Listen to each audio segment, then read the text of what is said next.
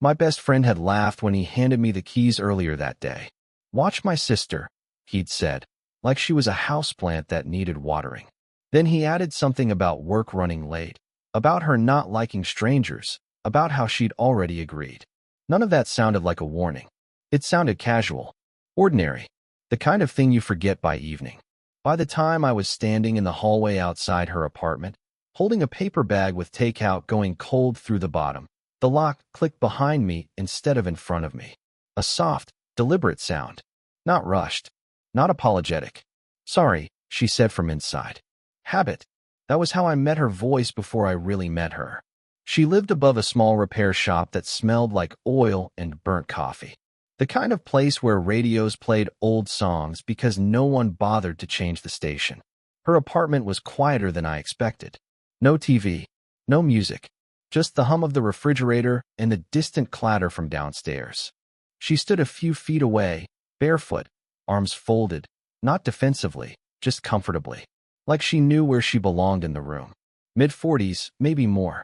Hair pulled back without trying to look younger. No effort wasted. Her eyes stayed on mine a second longer than necessary, like she was deciding something and didn't need my input. "You can put that there," she said, nodding at the table. I realized I was still holding the bag like evidence. She didn't thank me right away. She washed her hands first. Slow, careful. When she dried them, she used a towel that had already been used, smoothing it flat afterward. I noticed things like that before I noticed how close she stood when she came back. "So," she said, leaning against the counter, "you're the one who fixes things for him." "Sometimes," I said. "Mostly I just stop things from getting worse." She smiled at that. Not wide, not polite. Something quieter, like it surprised her. We ate standing up. She pushed the onions to the side of her plate without comment. I watched her fingers, steady, sure. When she caught me looking, she didn't tease me for it. She just raised an eyebrow, waiting. The electricity didn't arrive all at once.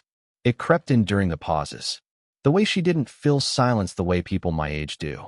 The way she asked questions and didn't soften them. Where I was from. How long I'd known her brother. Why I looked tired when I said I was fine. At one point, I reached for the salt at the same time she did. Our fingers brushed. Not dramatic. Barely anything. But she didn't pull back right away. Neither did I. The moment stretched thin, fragile enough to snap if either of us laughed. She was the one who moved first. "Careful," she said lightly, as if that explained everything. Later, she showed me the guest room.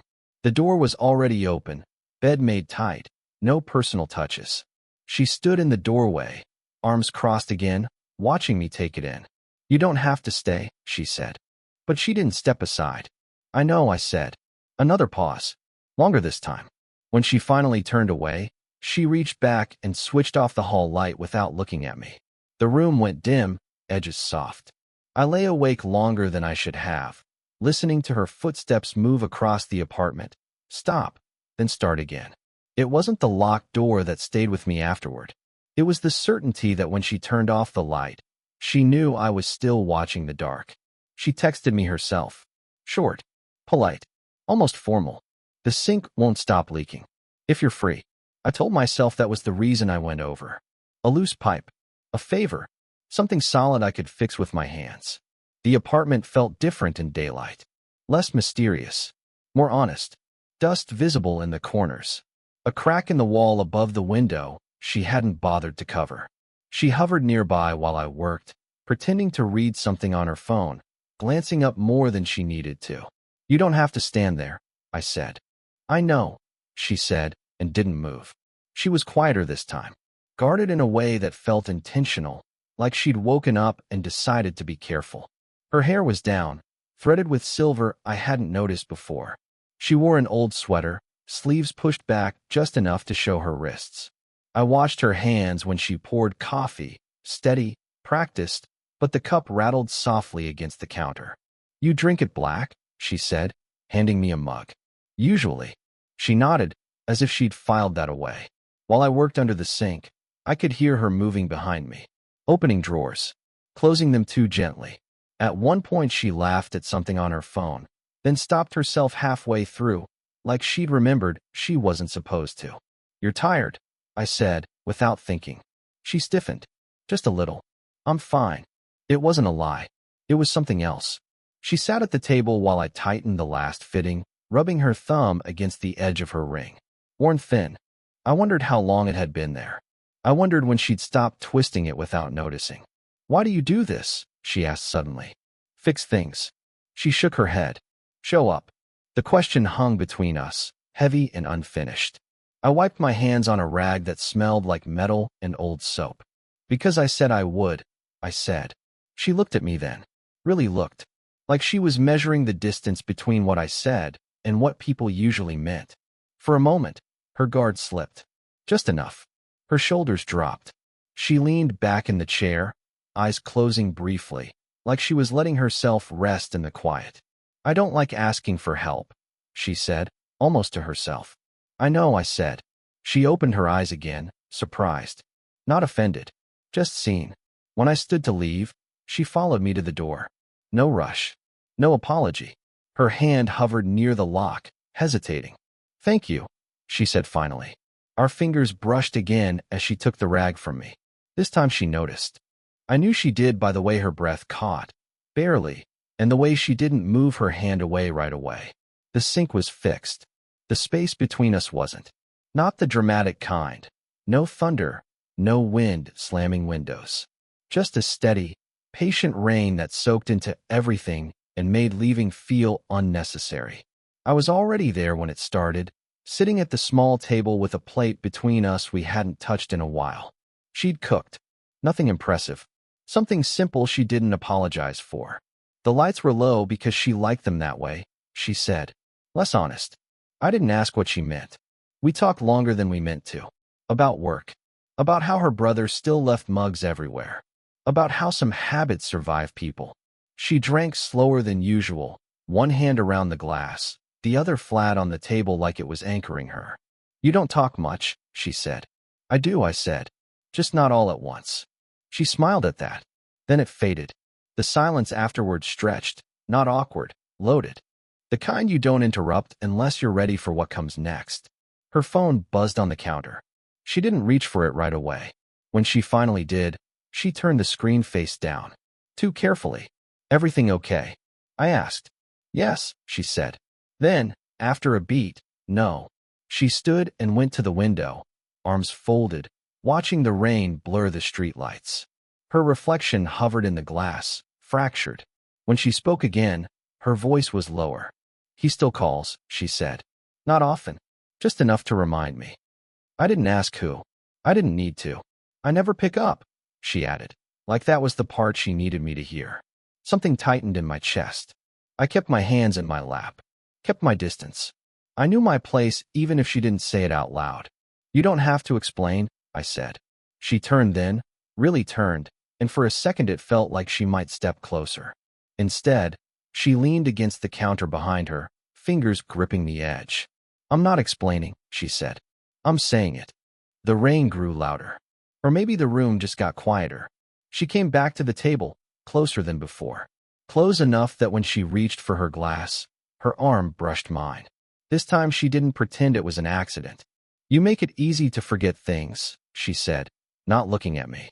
That's not always good, I said. She laughed softly, tired. I know. Her knee touched mine under the table. Stayed there. No pressure. Just contact. I stared at the condensation sliding down my glass, afraid that if I looked at her, I wouldn't stop. My phone buzzed then. A message from her brother. Something about being late again. I didn't check it right away. She noticed anyway. Duty calls, she said. I nodded. The moment thinned. Didn't disappear, just retreated. When I stood to leave, she followed me to the door like before. The rain muffled everything outside. Inside, it was just us and the quiet. Her hand lifted, hovered near my arm. Stopped. She leaned in, close enough that I could smell soap and something warm underneath it. For a second, just one, I thought she might close the distance. She didn't. But she didn't step back either. It happened on a night when nothing was wrong. No rain. No excuses. Just a normal evening that stretched longer than it should have. We were sitting on opposite ends of the couch, the space between us untouched, like an agreement neither of us remembered making. She hadn't turned on the lights. The lamp in the corner threw a weak glow across the room. Catching on the lines of her face, she didn't try to hide. She looked older in that light. Tired in a way sleep doesn't fix. "You don't have to keep coming over," she said suddenly. I didn't answer right away. I'd learned that silence mattered with her. That rushing to fill it usually meant missing something. "I know," I said. She nodded, as if that was the problem. Her hands were folded in her lap, fingers intertwined too tightly. I watched them unclench, then nod again. "This isn't normal," she said. Not accusing, just stating a fact she'd been circling for weeks. I leaned back, eyes on the ceiling. "No." Another pause. Longer this time. "I keep thinking if I say it out loud, it'll stop," she went on. "But it doesn't." I turned to look at her then. She wasn't looking at me. She was staring at the wall across the room, jaw set, like she was bracing for impact. "Say what?" I asked. She exhaled, slow and controlled. "That I notice when you don't come. That I listen for your footsteps. That I plan things I don't need fixed." The words landed softly, but they stayed. "I don't want this," she said quickly, like she was correcting herself. "I don't want to be this person." I swallowed. My throat felt tight. "What person?" "The one who feels off balance," she said. "Because of someone who shouldn't matter this much." I didn't move closer. Didn't reach for her. Everything in me wanted to, and that was exactly why I didn't. "I try to tell myself you're just here," she said. "Helpful. Kind. Temporary." Her voice cracked on the last word. "I don't think I am," I said quietly. She looked at me then. Really looked. Her eyes were wet, but steady. "That's what scares me." The room felt smaller. The air thicker. I could hear the clock in the kitchen ticking too loud, counting something neither of us wanted to name. "I don't know what we're doing," she said. "And I don't trust myself not to make it worse." I nodded once. "Me neither." Her foot brushed mine as she shifted. This time it was unintentional. Or maybe it wasn't. We both noticed. Neither of us moved away. "I need you to tell me something," she said. "What?" "If I asked you to stop coming, would you?" The question hung there, raw and exposed. I opened my mouth, then closed it again. My chest felt hollow. "I don't know," I said. She closed her eyes at that. Just for a second. When she opened them again, her voice was barely there. "That's what I was afraid of." It came with a box. She brought it out from the bedroom without saying anything, set it on the table between us like it had weight beyond cardboard. The room smelled faintly of dust and something old, paper, maybe. "Time. I was going to throw this out," she said. "I keep deciding not to." I didn't touch it. I waited. Inside were photos. Not many. A few envelopes. A folded letter with the edges worn thin from being opened too often. She picked that one up, then stopped, like her hand had forgotten what came next. "He died," she said. No name. No build-up. Just the fact, dropped carefully. 3 years ago," she went on. "Not suddenly. Not peacefully either. Long enough that we both knew it was coming and still pretended it wasn't." I nodded, though I wasn't sure why. My chest felt tight, like I'd stepped into a room where the air was different. She didn't cry. She never did when it mattered. She just sat there, letter resting on her knee, thumbs smoothing the crease again and again. "I was good at being strong," she said. "Everyone told me that. Like it was a compliment." She looked up then, and something in her expression shifted, uneasy, almost apologetic. "You have his hands," she said. I blinked. "My hands." "The way you hold things," she said. "Like you're afraid they'll break if you don't pay attention." I didn't know what to do with that. I looked down at my hands anyway. They felt suddenly unfamiliar. "I didn't notice it at first," she added. "I swear. It wasn't that." I believed her. That almost made it worse. She reached into the box again and pulled out a photo. Held it up, then hesitated before handing it to me. I took it carefully. A man about my height. Older than me. Smile crooked in a way that looked practiced. His arm around her shoulders. Her head tilted slightly toward him without thinking. "He used to fix things too," she said. "Not well, but he tried." I handed the photo back. Our fingers brushed, and this time she pulled away immediately. "I don't want to turn you into him," she said. "That's not fair." "I'm not him," I said. "I know," she said quickly. Too quickly. That's the problem. She folded the letter without opening it and put it back in the box. closed the lid with care, like she was tucking something in. I thought if I let myself feel this again, she said, staring at the box, it meant I hadn't loved him enough. I didn't move, didn't interrupt. This wasn't a moment that could survive interference. And then you showed up, she went on, and it felt familiar, in a way I didn't ask for. The silence afterward wasn't heavy. It was fragile. I don't expect anything from you, she said. I just needed you to know. I stood slowly, unsure whether leaving or staying would do more damage. At the door, I paused. She didn't look up. I don't remind you of him, I said quietly. I just happened to be here. She closed her eyes. That's what scares me most, she said. Nothing collapsed all at once. There was no argument. No decision spoken out loud like a verdict. Just a slow narrowing of options until pretending became more exhausting than the truth. I didn't come over for a few days after the box. Not because she asked me not to. She didn't. And not because I wanted distance. I just needed to know whether staying away would feel like relief. It didn't. When I finally showed up again, she opened the door without surprise, like she'd been expecting the sound of my knock all along. She stepped aside to let me in, then locked the door behind me. Same soft click. Same deliberate motion. You don't have to stay, she said. I know, I said. We stood there for a moment, neither of us moving farther into the apartment. The air felt settled, like the dust after something heavy has fallen. She went to the kitchen and poured 2 glasses of water. No coffee this time. No pretending it was casual. She handed me one, and our fingers brushed, briefly, intentionally. She didn't pull away. I don't want to keep lying to myself, she said, leaning back against the counter. Her voice was steady, but her shoulders weren't. About what this is, or what it isn't. I nodded. Me neither. She watched me carefully, like she was waiting for me to rush ahead. I didn't. I'm not looking for someone to replace him, she said. I know. And I don't want to hurt you, she added. I know, I said again. Then, after a pause, but we already are. A little. She let out a breath she'd been holding for days. Maybe weeks. We sat on the couch, closer than before, but not touching. The space between us felt intentional now, charged with choice instead of confusion. Her knees shifted, touched mine, stayed there. She looked at our legs like she was surprised by them. This doesn't feel like a mistake, she said quietly. That's what scares me. It scares me too, I said. She turned toward me then. Not all the way, just enough that our shoulders brushed. The contact was light, almost accidental, but neither of us moved away. I don't need promises, she said.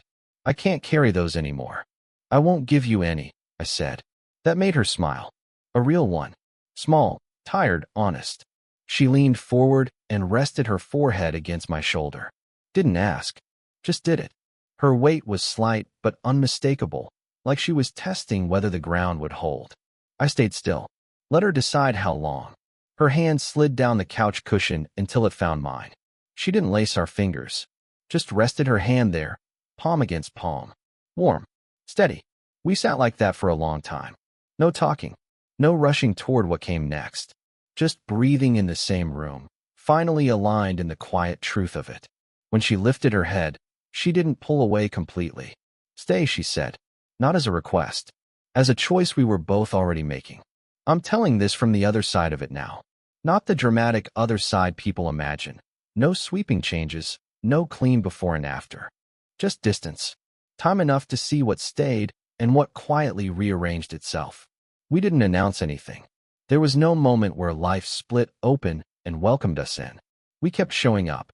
We learned each other's rhythms the way you learn a room in low light, slowly, by feel. Some days were easy. Others were heavy in ways neither of us tried to fix. What changed first was me. I stopped mistaking intensity for depth. I learned how much strength it takes to stay when you're afraid of what staying might cost. I learned that wanting something doesn't mean grabbing it. Sometimes it means sitting still and letting it breathe. She changed too, though she'd never frame it that way. She laughed more, but softer. She slept better, but lighter. She stopped apologizing for needing quiet. Some nights she talked about him, briefly, honestly. Other nights she didn't. I learned not to fill those gaps. I learned that love doesn't erase what came before it. It makes room. We never called it anything official at first. That was important to her. And eventually, it became important to me too. Labels felt loud. We preferred the truth in smaller forms, shared grocery lists. Her hand finding mine in the dark without thinking. The way she'd look for me in a room and relax once she saw I was there. There were still lines we respected. Still consequences we didn't pretend didn't exist. Love didn't make us reckless. It made us careful in a new way. I used to think love was about certainty, about knowing exactly where you stood and what came next. Now I think it's about choosing to stay present even when the future stays blurry. About not running from the quiet moments where nothing is being proved. If there's something this taught me, it's that timing isn't a myth, but it's not a guarantee either. Sometimes love arrives when you're old enough to know how easily it can break, and young enough to still reach for it anyway. She once told me she didn't believe in second chances. She believes in moments now. So do I. And if this story made you feel something, let me know in the comments. Would you want more stories like this?